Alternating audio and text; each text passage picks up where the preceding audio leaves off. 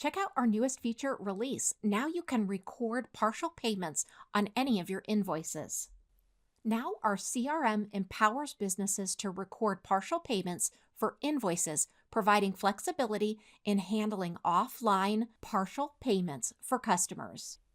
Why this matters and how it's going to help you and your business. Now, with this update, you can mark invoices as paid in parts, accommodating offline partial payments from customers. You can also receive automatic notifications for partial payments, and you can seamlessly integrate partial payments into triggers in the workflow builder.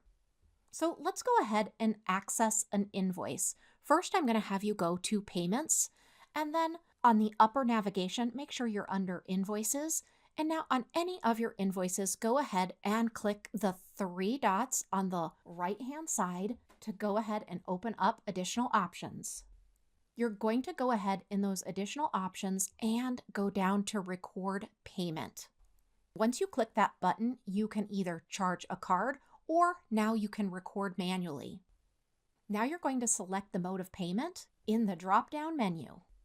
You can add any notes as well as put in the specific payment that was made and how that was paid. You can also do this directly with inside of any invoice.